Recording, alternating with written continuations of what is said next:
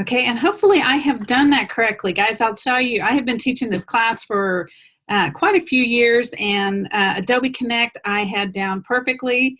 And so this is my first Zoom meeting, so you guys are my guinea pigs. And so just, let me know, hey, Ruth, you are too loud, or Ruth, I cannot see the screen, whatever. I practiced with my husband, and I think I have it down, but I apologize in advance, all right, because you guys are going to be my guinea pigs. Love it, because I can actually see your faces, and I'm not even sure, Dara, on my computer, you are front and center, so I'm not even sure what I'm doing, but beautiful smile there, so welcome, and welcome to all of you. Welcome, Jill. Welcome, Sarah. Um, uh, and today we are basically going to do an overview of action research, and this class is one that I know all of you look forward to. This is the one you're going, I cannot wait, right? This is a rigorous class, and I know it, and so I am going to do my very, very best to make it as easy for you as possible. I promise that. And at any time, again, if you want to speak, I know in Adobe Connect you used to raise hands, or just feel free to chime in. I think Zoom is a little bit more user friendly on that, or feel free to chat. And so you don't have to wait if you have questions or anything until the end. Feel free at any time to jump on in. And with that, I'm going to try sharing my screen. And hello, Brandy, how are you? And good. And if that doesn't work, let me know right away, okay? So we are going to try this.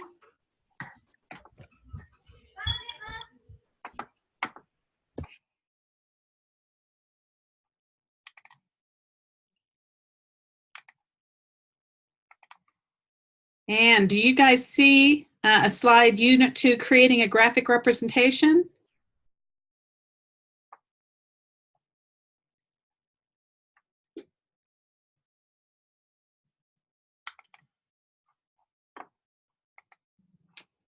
Okay, did I lose you guys on that? Did you guys see the screen graphic representation? No.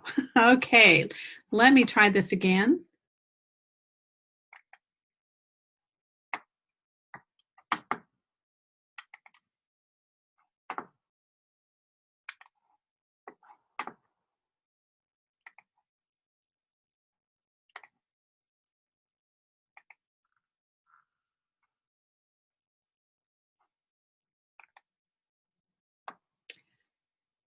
Okay, do you guys see it now? Awesome. I see Sarah shaking her head, and Jill, yes. All right, we'll see if this works. All right. So again, we're going to do an overview of action research, but let's start with a devotional. And this one is those who live in love, live in God, and it's from 1 John 4:16. And this is from Max Lucado, Grace for the Moment. From the file entitled, It Ain't Gonna Happen, I pull and pose this suggestion. Let's make Christ's command a federal law. Everyone has to make God's love his or her home. Let it be herewith stated and hereby declared. No person may walk out into the old to begin the day until he or she has stood beneath the cross to receive God's love. Cabbies, presidents, preachers, tooth pullers, and truck drivers, all required to linger at the fountain of favor until all thirst is gone. Don't you ache for the change we'd see? Less honking and locking horns, more hugging and helping kids. We'd pass fewer judgments and more compliments. Forgiveness would skyrocket. Wild idea, I agree. God's love can't be legislated, but it can be chosen. Choose it, won't you? For Christ's sake and yours, choose it. And I love this one because I don't know about you guys, but a lot of times I feel like there's a lot of honking and locking horns and, so much going on, and it can just be so stressful. And so I love that idea of more hugging and helping kids and choosing to live in love. All right. We are going to start by looking at the steps of action research, and this is from your book. And you guys, I've had some questions about the edition, and really, I don't care which edition you have. The only a problem you might see is in the assignments, your page numbers will be different. And so just keep that in mind. And so if you have a different edition than the one that I'm using, you should be able to find that information easily, but it could be on different page numbers.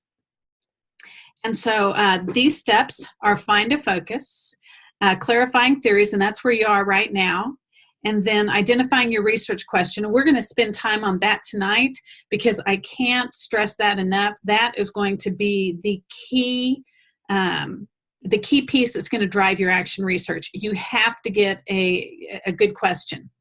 And in fact, in this course, you will need 2 questions, and they will relate to each other.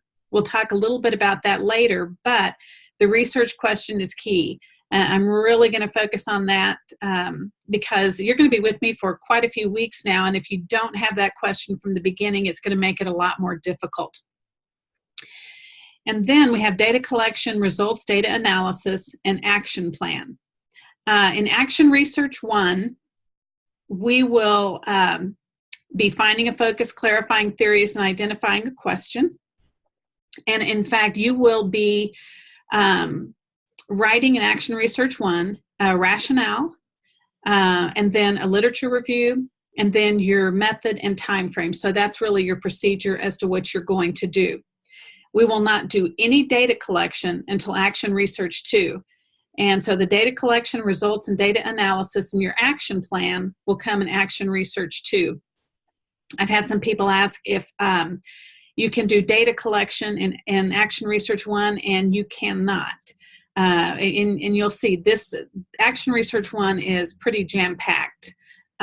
This is a capstone course, and so this is what Mid-America uses to, when they look at their graduate, their master's program, they look at this Action Research course, and so they expect, this course, that's one reason it is more rigorous and more detailed. We will again be waiting though until Action Research 2, and so for most of you that's going to be January before you do data collection, so keep that in mind as we're going along.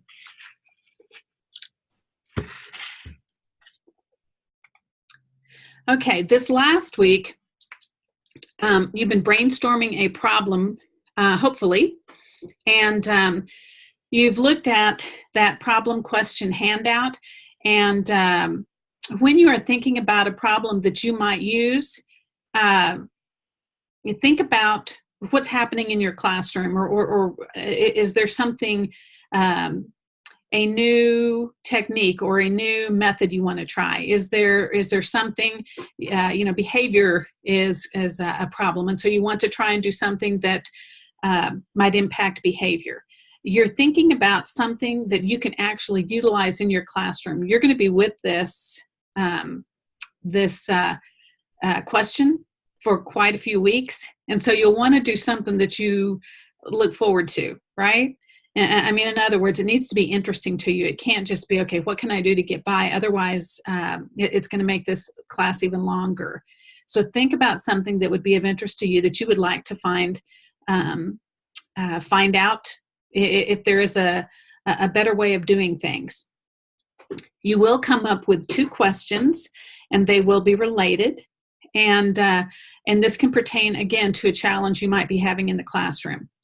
Action research is, it's not scientific research. This is not where you have a control group and an experimental group. When we look at action research, this is supposed to be something that can help you professionally, and something that you could utilize in the classroom at any time. When we look at scientific research, typically we have a group that's getting the treatment and then one that is not, the control group. And we don't want that to occur. So, for example, let's say that you are a music teacher, and you want to see if mindfulness can help self-regulation in students in the 5th grade. And so you have 4 5th grade classes, and you give the treatment to 2, but the other 2 you don't. We don't want that, because we don't want to deny students If this is a treatment that you're using, you would use it with all of your students. And again, that's not what action research is. It isn't a control group with an experimental group. It is implementing a strategy or a technique or a type of difference in your instruction, and then seeing if it makes a difference. And so it's basically looking at pre and post action research. Is there a difference? This should take place over a 2 to 3 week time period, and that's really important. I've had some people who have some fabulous ideas. I mean, they have such cool things that they want to do. For example, one person wanted to try this new math instruction to see if it affected Kansas math assessments. Well, you really can't do that in a 2 to 3 week time period. And on top of that, you wouldn't have the Kansas math assessment results until the spring, hopefully, anyway. So this has to be something that you could do in a 2 to 3 week time period. You need to have, we would like a minimum of 15 implementations. But if you have a scheduling issue, so for example, there are some secondary teachers who the way their coursework is, it's difficult to do the same implementation every day. Or again, like if you're a specials teacher, like I was saying, we might look at a different way to incorporate that. But if possible, we would like this to happen once a day for 3 weeks. And so that way you would have 15 times that you implement whatever it is you're going to be measuring. If that doesn't work, for example, let's say that you are a PE teacher, an elementary art teacher, and you see students once or twice a week. What you could do is look at 3 different classes. And maybe you do all of 4th and 5th grade, and that's how you would come up with your 15 implementations. If you're a secondary teacher, you may have to do this treatment to more than one class. But that's something that we'll have plenty of time for questions, and I will be staying afterwards for anybody who has questions, because I want to be sure that you are very comfortable with that. Don't make it too big. If it's too big, you won't be able to complete it. And so you want this to be doable. You will need administrator approval. And right now, you don't have to sign anything, or your administrator doesn't have to sign anything. They will before Action Research 1 has completed. But for right now, go to your administrator as soon as you have your question, and I have approved that, and say, hey, here's what I'm thinking about doing. It's rare, but I have had it happen before where an administrator says, wait a minute, we can't do that in our district, or this curriculum won't work, we have to use district approved curriculum, or we have this new program starting, and so you will not be able to do that. And so you want to know now that it's okay. You don't want to wait until the end after you have written your rationale, your literature review, and then say, oh, I just found out I can't do what I wanted to do. And so I don't want you to put all that work in if you're going to run into a snag later. So as soon as you have your question, go to your administrator and say, here's what I'm doing. Do you give verbal approval? Later, they will have to sign something before you actually do your research. But for right now, you just need verbal approval. And the sooner you do this, better. Now, this should involve a new method or technique. So, for example, if your question was, will hands-on instruction help kindergarten students better retain sight words?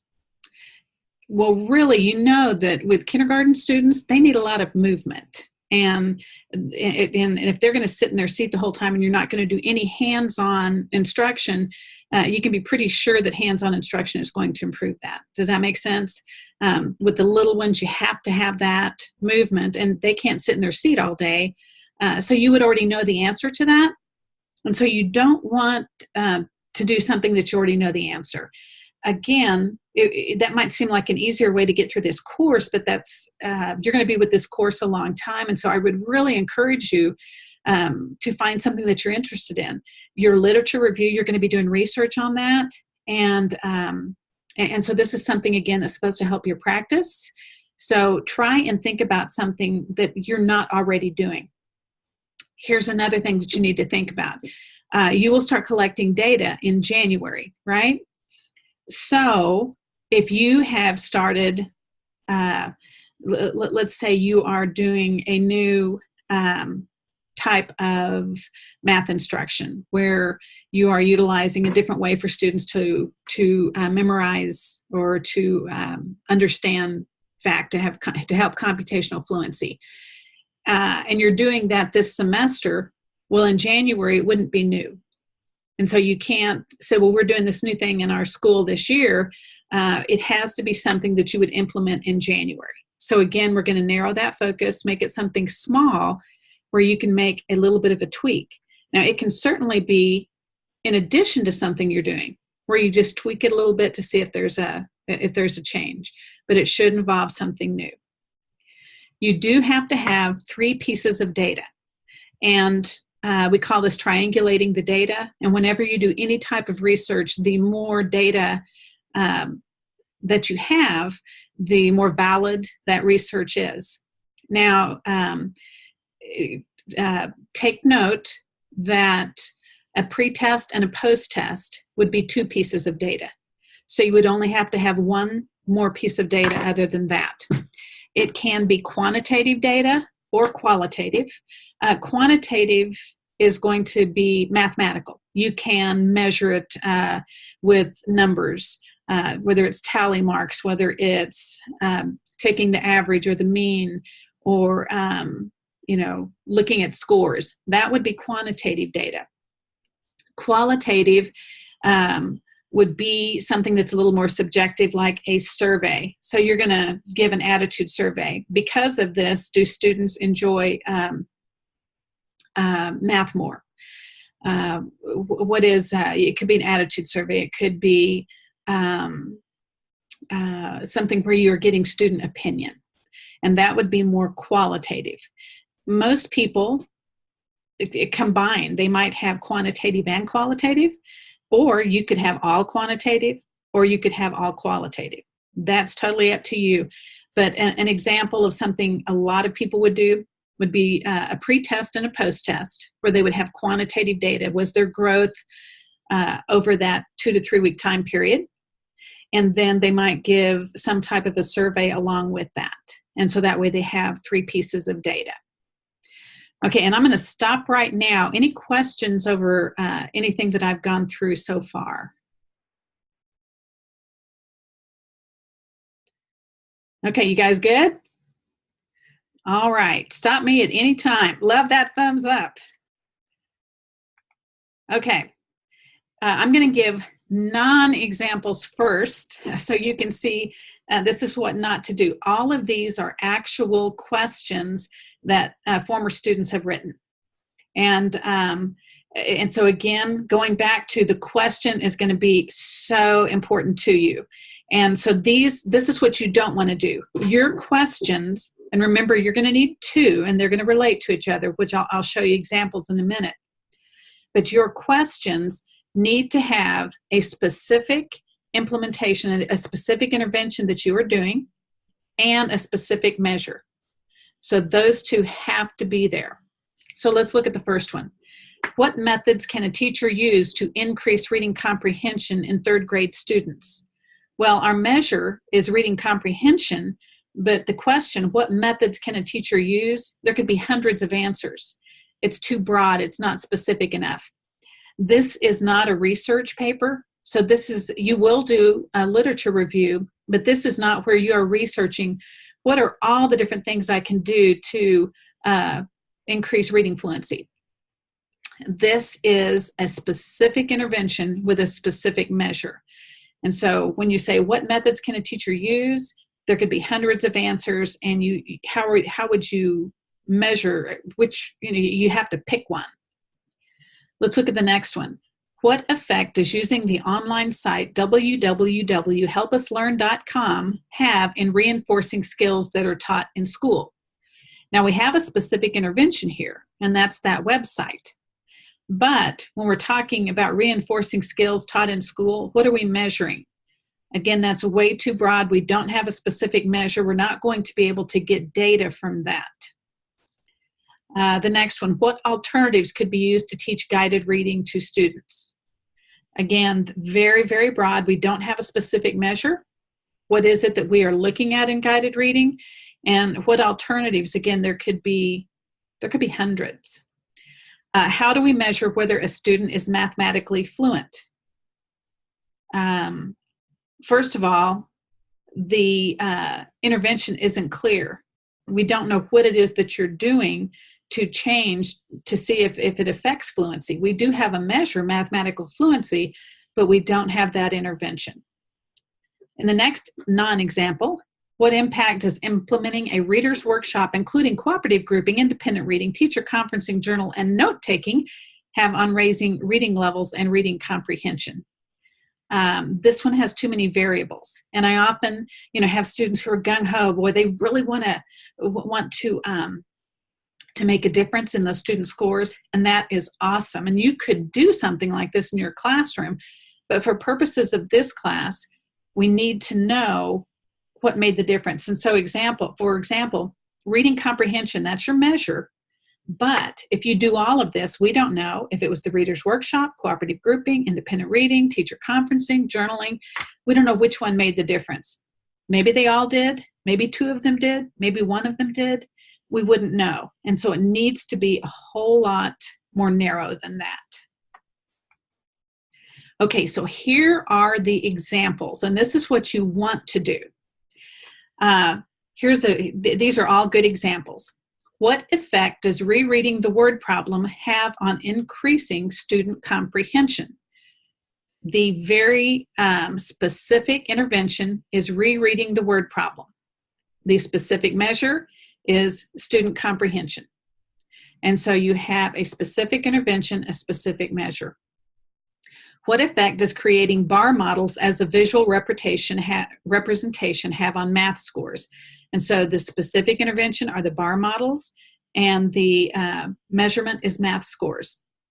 Will using the positive intervention strategy of I noticed statements affect the number of disruptions in the classroom?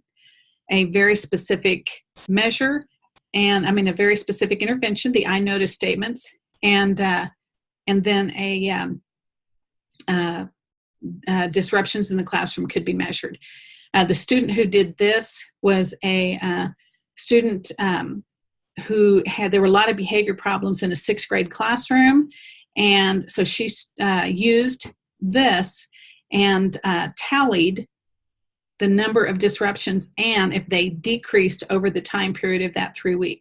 And so when you're thinking, how would she do that? Just up as she was teaching, she would just keep tallies of the number of disruptions. And then she defined what those disruptions might look like. Now, I said you will have to have 2 related questions.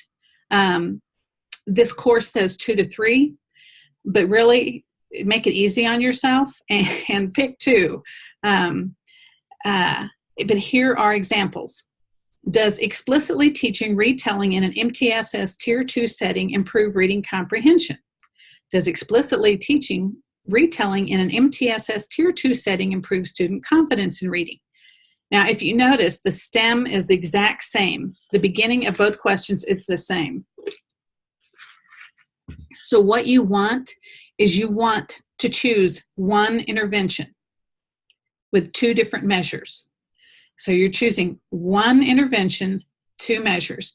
Sometimes what I'll get is people will choose 2 interventions and they may have a measure, but then you've got 2 projects going on, and that makes it more difficult on you.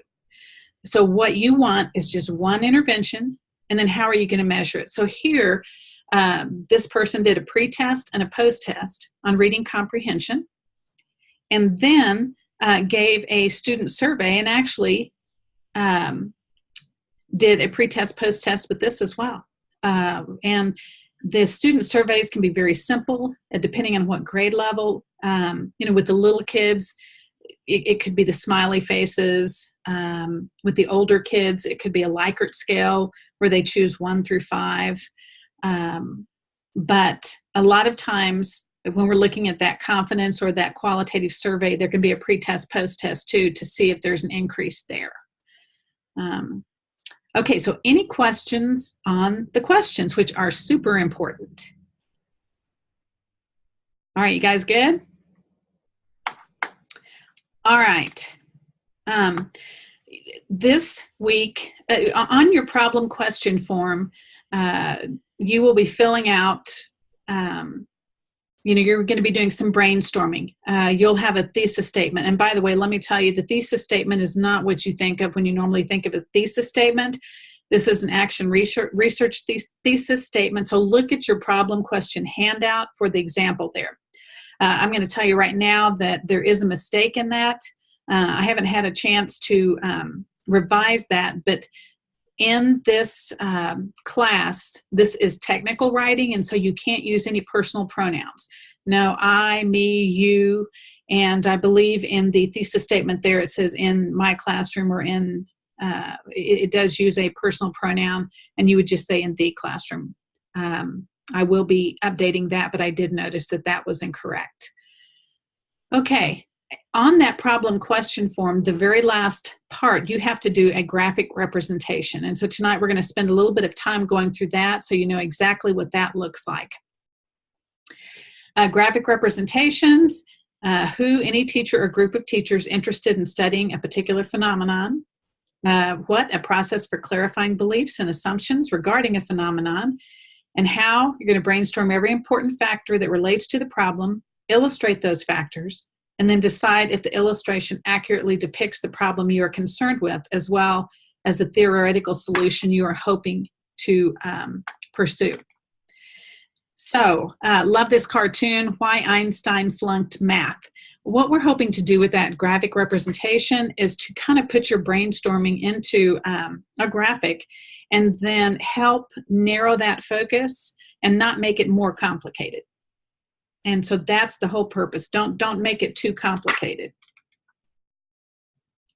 So here is an example. And there are three things that you will need for your graphic representation. You're going to have your problem. You're going to have factors pertaining to that problem, and then a theoretical or a possible solution. And this is just your best guess.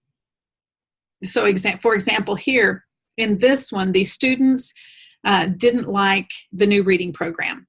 And so the problem was their perceptions of reading were being, the teacher felt like it was detrimental and that they were not enjoying this reading program. Factors relating to that problem were that the stories were boring, they couldn't relate to them, the program was repetitive, weekly comprehension tests were seen as another assignment, and stories are read in similar fashion multiple times each week. So the problem is the students are not, their perceptions are not good of reading right now. Here are factors that relate to it. And so why should they try to improve, right? And so this is a two-part graphic. So that's the first part that has the problem and the factors relating to that. And then here, in this two-part graphic, they have the possible or theoretical solution. So this teacher wanted to use technology to increase student motivation in the reading program and showed different things that she could do. Now remember, when you focus on your question, you're going to get it to something very narrow. In this graphic, this is your brainstorming when you're looking at a lot of different things you might do. So this teacher said maybe use the internet to find connections. They could take their weekly tests in a different format, maybe on the computer. They could use inspiration to create story maps or vocabulary webs. They could read the story into a microphone using sound recorder. These are different things that she thought they might be able to do. And then perhaps students' motivation levels will increase, increasing weekly test scores. So this is a two-part graphic. Again, you need the problem, possible factors relating to that problem, and then a theoretical solution. Here's another example. And in this one, students were plagiarizing. And they didn't understand the need, why that was a problem. And so there was the student perspective on copyright laws. They were not following those copyright laws. And here are possible factors relating to that. Nobody had given them the handout on guidelines. Students may not care because they feel anonymous in the crowd. Students may not even be aware that there are guidelines and laws. They may not use multimedia and therefore have no need to know. They may feel it's not their job to know, and that's why they have teachers. And so the theoretical solution was the school should teach students about copyright laws, and they should know about fair use and copyright laws. And you can see this graphic is very concise. It's all there in one page. But it does have the problem that the students they're plagiarizing, they're not using those copyright laws. It has factors relating to that problem, and then a theoretical solution. And here's another one. I've given you different examples so you can know you can be creative. Some people like to have it very concise, very flow chart. Others like to be more creative, and they'll put pictures or graphics. It depends on what problem you choose, what your style is, but you can make this graphic anything that you like. So this one shows one that they used a little bit more creativity. And this is implementing a classroom management software program. Excuse me. And on this one, students were not completing their activity or lesson in the computer class. They were surfing the net, they were playing computer games, they were using other application software, they were typing while the instructor was lecturing, and so they weren't completing what the instructor wanted them to do. And so the theoretical solution was to implement classroom management software, and so that students could be focused, they could complete activities, and the computer lab control was evident. So again, a very different graphic, but it has the problem, factors relating to the problem, and then theoretical solutions. Okay, and if you look in your Action Research Project Guide, pages 58 and 59, that graphic has two parts. One shows the problem, and the other one shows the solution, and it's very similar to that very first one I showed you. Any questions before I go on about the graphic representation? All right. While I'm on this slide, let me again refer to that Action Research Project Guide. You have, your texts are great in teaching about action research, but the Action Research Project Guide was created by MNU for this course. There are a couple things that need to be updated. I've noticed that the APA, a couple things have changed, you know how that does over the years, and I need to go in and redo that. I didn't write this original guide, but I do think it's time to update a couple of different things. But for the most part, if I were you, I would print this off and keep it with you. This is going to answer most questions you're going to have as you go through this process, even to the format of your paper. What does your title page look like? How should each section look? It has examples of APA. It has examples of the different sections, but it's pretty comprehensive. And again, it was written for this course. And so if I were you, that was something I would look at. When you have questions, go there first. This week, you're going to be reading from SAGOR chapters 4 and 6, and then look at those graphic representations. Now, here's where your page, if you have a different edition, your page numbers may differ. And then you're going to do Mills, and that's deciding on an area of focus.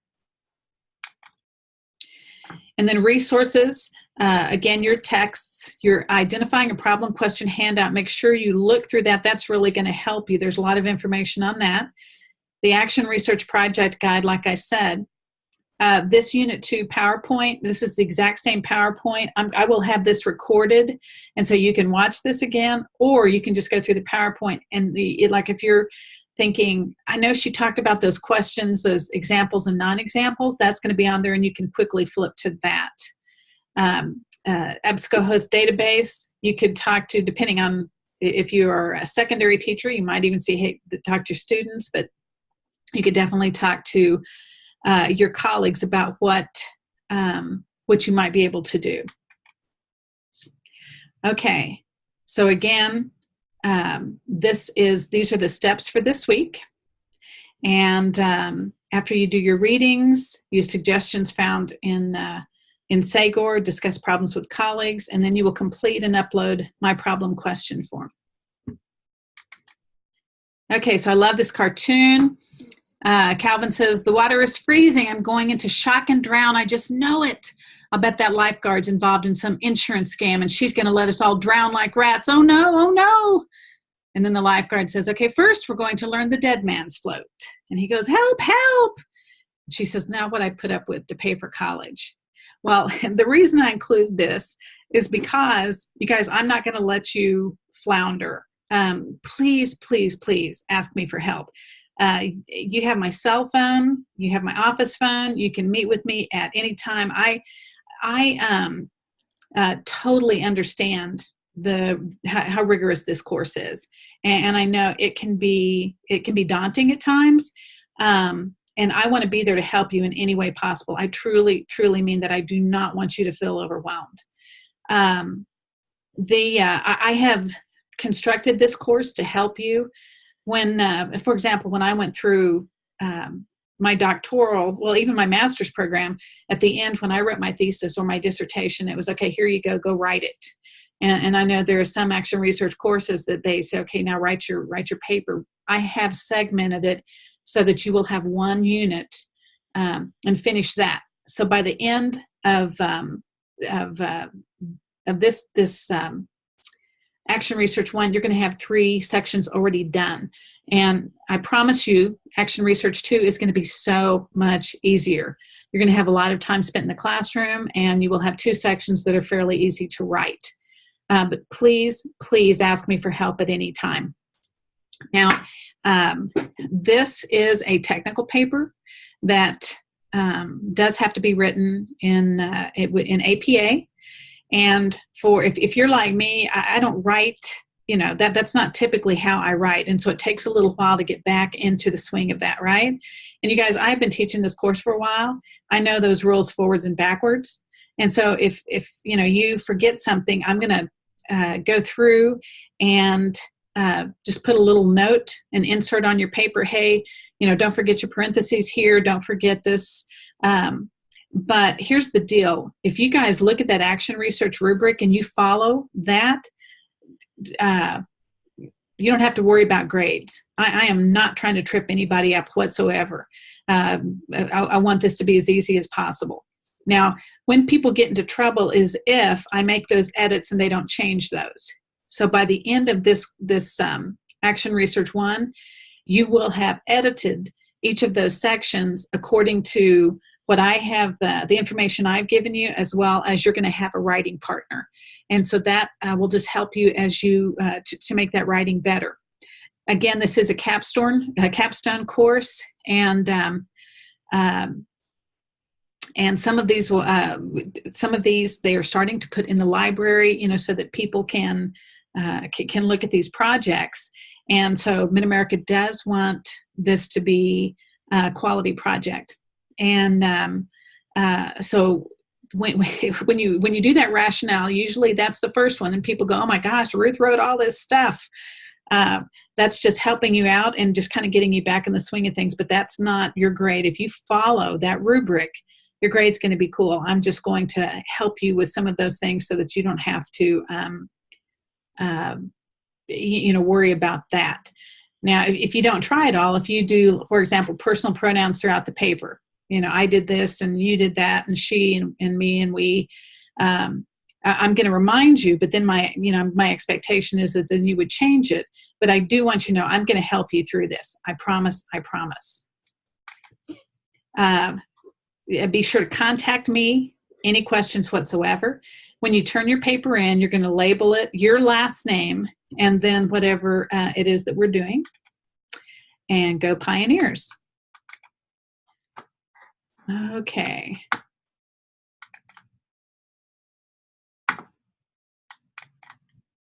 I am going to stop sharing that. And so, and I can tell my office is getting dark. Sorry, guys. It's kind of Halloween-like, isn't it? So now is the time to ask questions. If you have any questions over anything, if you want to talk about your project, those of you who say, you know what, I know what I'm doing and I can, I don't have to sit and listen and I can leave, feel free to do that. But if you have any questions, now's the time to ask. And a lot of times it helps to hear what questions other people have.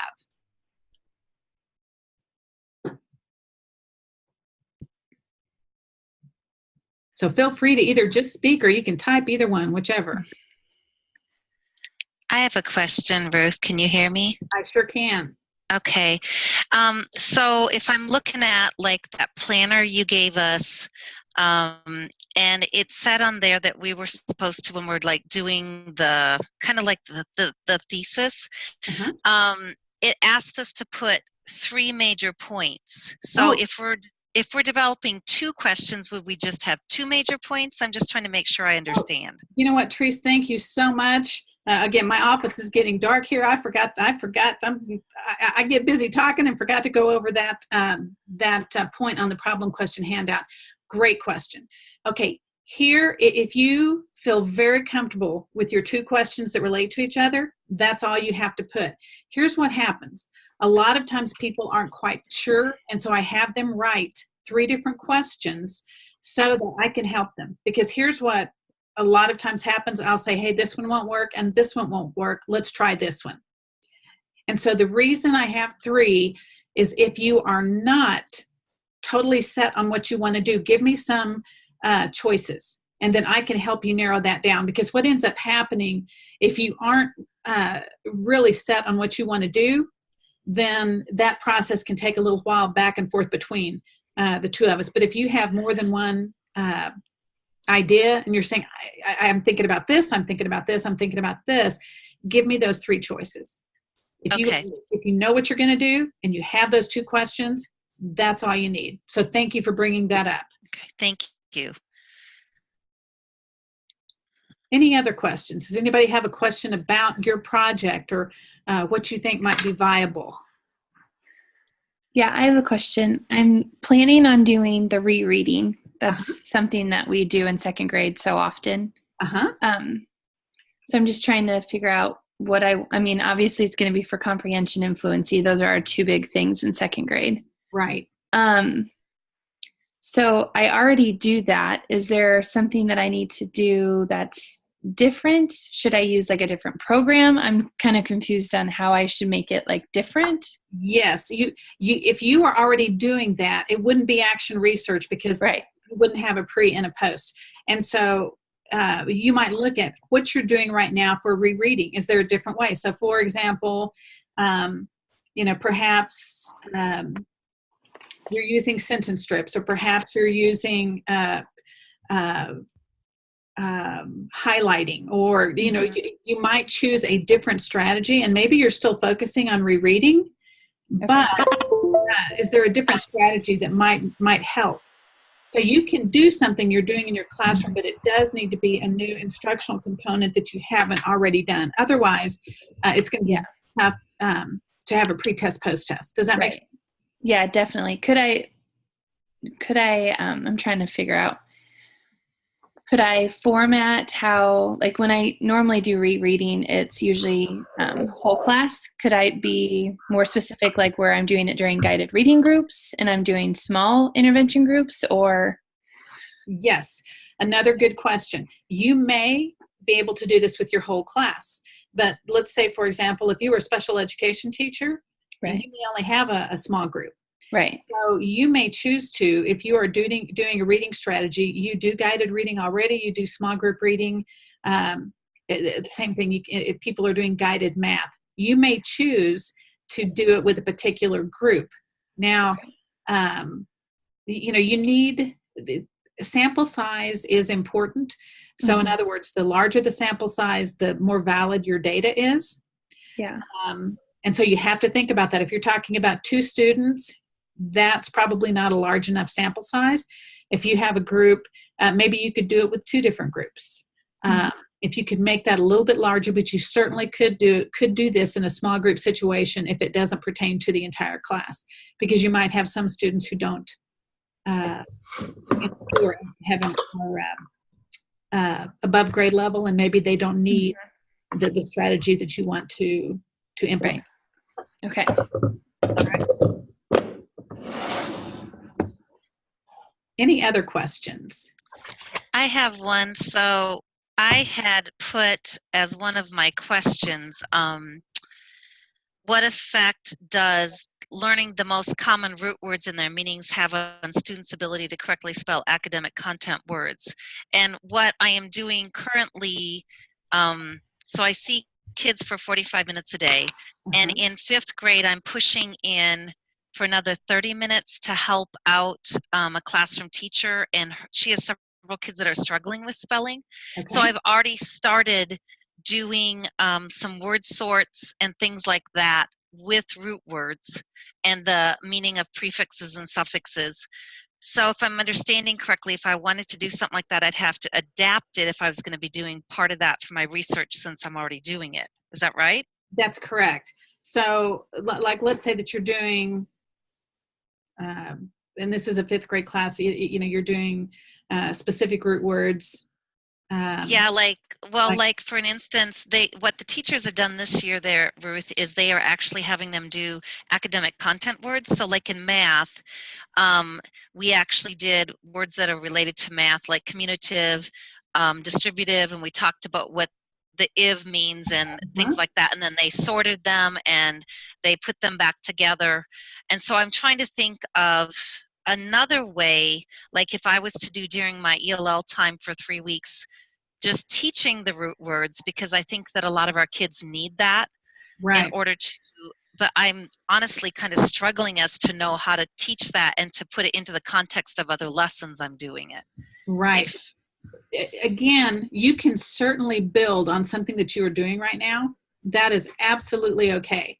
There just has to be some small component. Action research doesn't have to be this huge thing. So for example, like when I talked about that behavior student, now using I notice statements didn't totally change behavior in the classroom, but it was one small thing that she was measuring. Was there a difference? And so you've been teaching root words. So you would have to think in January, is there something else I could do? What could I do to tweak this even more? And it can be a very small thing, but just to see if that tweak made a difference. Okay. And so it could be an implementation in a different way within my classroom, like a follow-up and a little furthering of it, like a deepening of it. Absolutely.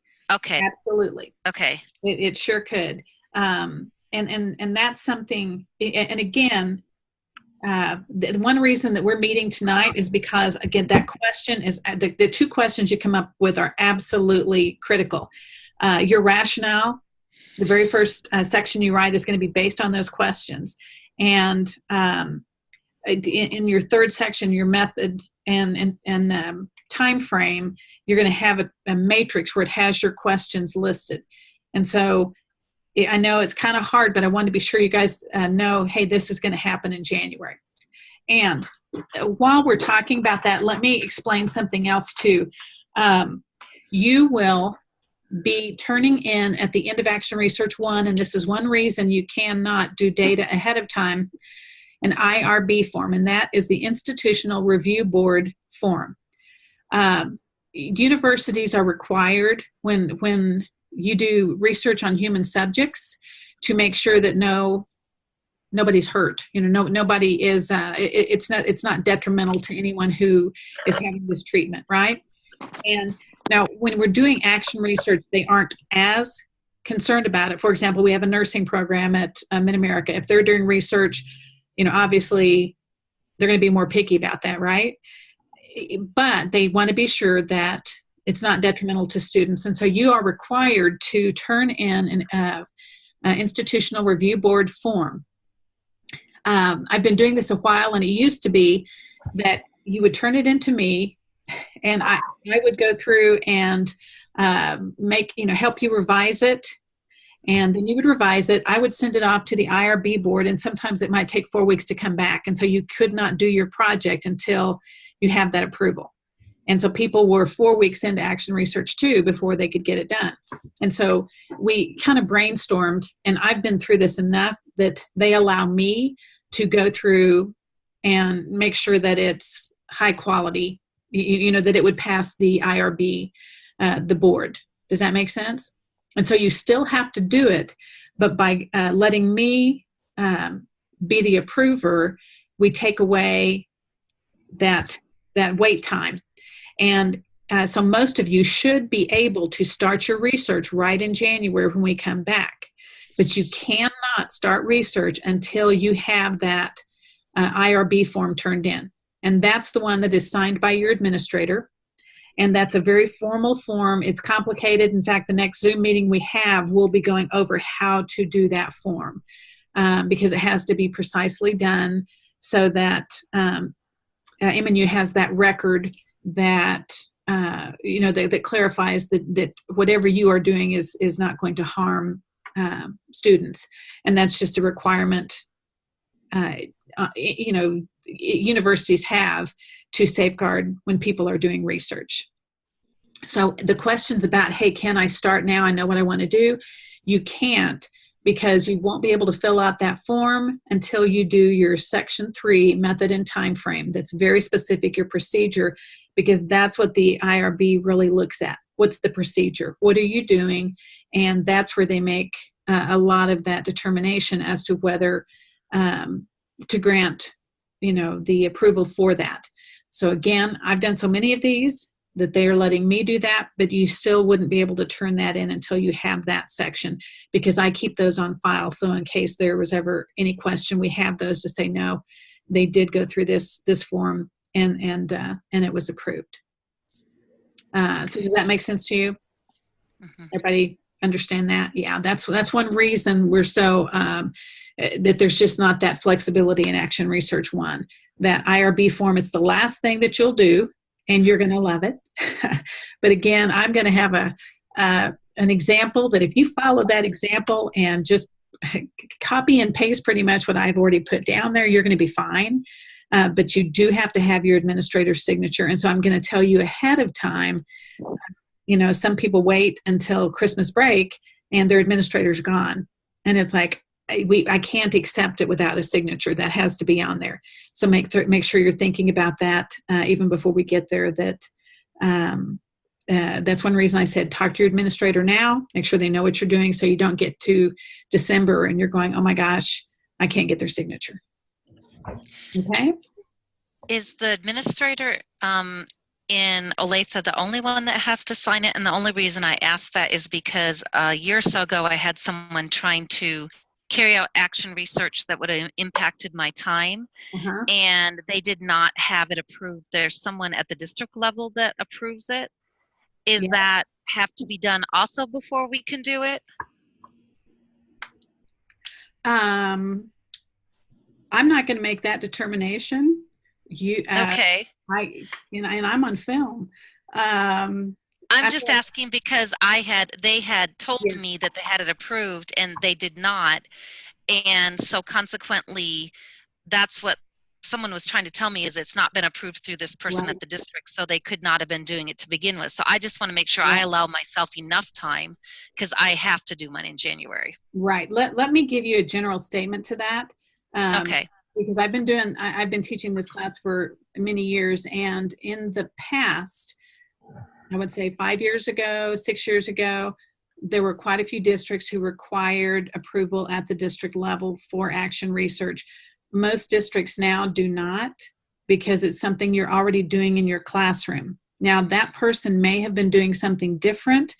For example, when I did my dissertation, and I was taking data from Olathe, I was looking at Kansas math assessment scores, and I did have to get approval. That's a scientific research. It's over, taking data from the district level. But typically, if this is something you're doing in your classroom, that you're just tweaking something and you're not doing a huge change, most districts do not require that. Okay. However, I'm not going to tell you, yes or no. I'm going to try to cover my bases is what I'm going to do. And I'm covering mine too, is telling you that it used to be more significant than in the past few years. I have not run into that. Okay. Thank you. I'd say the past 3-4 years. Any other questions about your project, about time frame, about the questions? I had a question. Yes. I'd like my project to be over phonemic awareness. Uh-huh. Particularly blending and segmenting. Uh-huh. that seems to be a problem, at least with my kiddos. We are implementing as of now, so it kind of raised a red flag for me when you were talking. We are implementing an intervention kindergarten-wide called 95%. Uh-huh. I don't know if you've ever heard of that, but anyway, we just implemented it, started it today. And it's just supposed to build phonemic awareness in our kids and phonics. So is that too, I guess No. I'm floundering a little bit. Okay. And that wouldn't be too broad. And by the way, is your daughter Claire? Yes. Love her. You have an incredible teacher coming. Thank you. Twice in the past week, and she's phenomenal. Thanks. But that's not too broad. The only thing is if you're implementing it now, and you may not, this could be difficult because you may not totally have, if you're just starting to implement, you may not know what you want to change. Okay. But if you can think of a way to tweak it, and you're kindergarten, right? Uh-huh.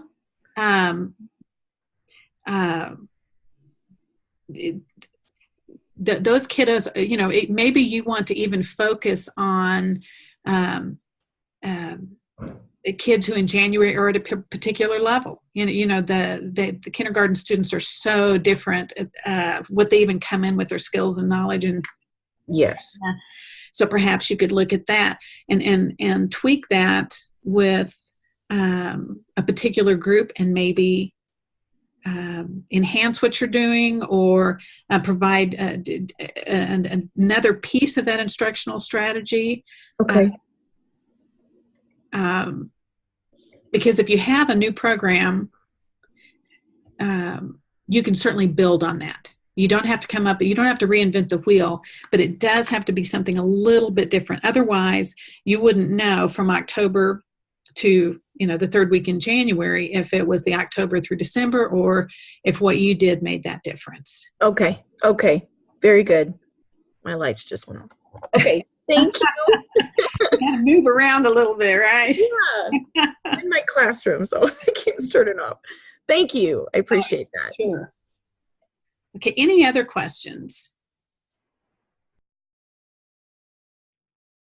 I have a question. Okay. Okay, so at our school, we are being challenged to try a new math program just for like one module or one unit. And I haven't started it yet just because I haven't had enough time to plan for it. Uh-huh. It's very intense, and I feel like it's really worksheet heavy, and the print is very unattractive for first grade. So I'm kind of struggling with it. But the plan is to begin implementing, within the next 3 to 4 weeks. The whole group teach time is roughly like 45 minutes. And I feel like that's really intense for my first graders. So what I'm wanting to know is if I can gradually start implementing the Eureka Math program and then see how they do with the 45-minute teach, and then maybe adjusting and tweaking to smaller groups for that 45 minutes. Does that seem too broad, or do you think that there's something that I can kind of hone in on a little bit better? That would be a little broad because you're talking about an entire math program. And even though it's a new program, what you may want to do, look at it and see, is there something that you think needs to be tweaked? So for example, is it requiring students to think through their answers, and it's not just your typical math, and are they having trouble with that where they have to show their math thinking? Or perhaps it's not using concrete materials, or I don't know. Look at it and see, is there something you think that might help? Because right now it would be hard to know where students are going to have that deficit.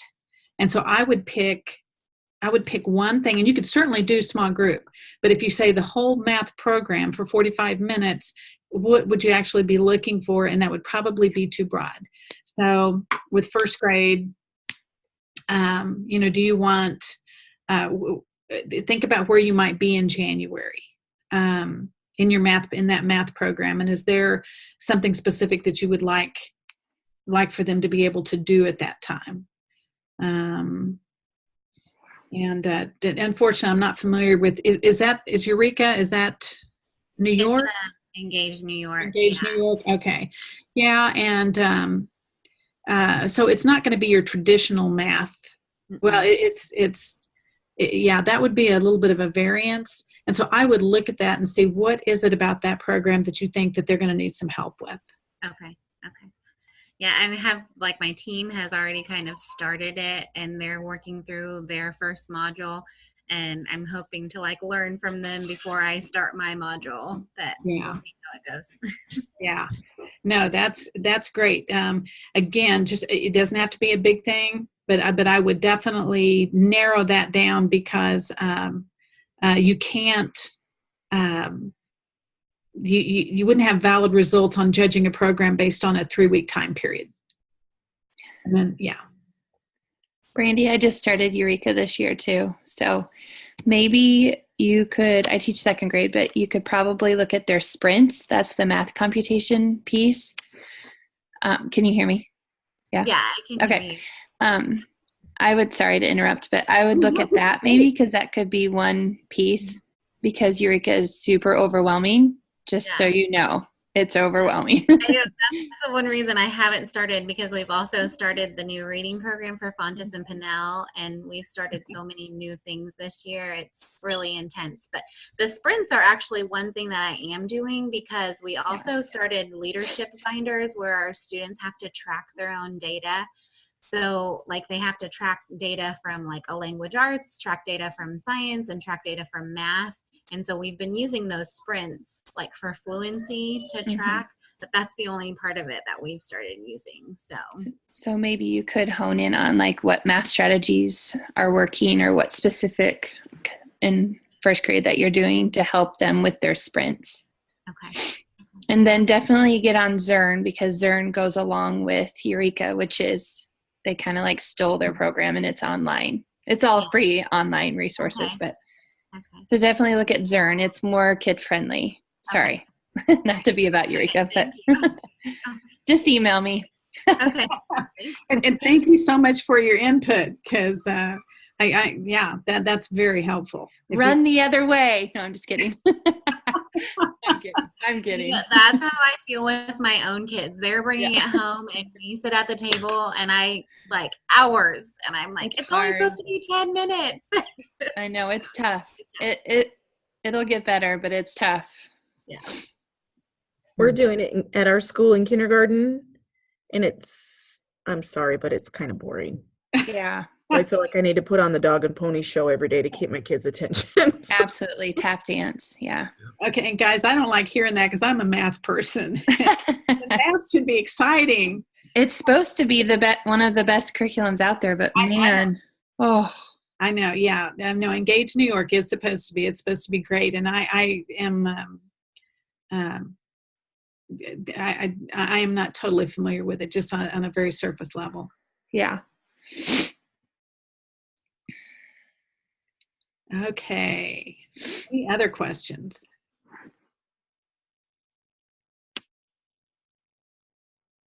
Not right at the moment, but I'm sure I'll have some later. Again, guys, I welcome questions. Please hear me. I know this is a tough course, and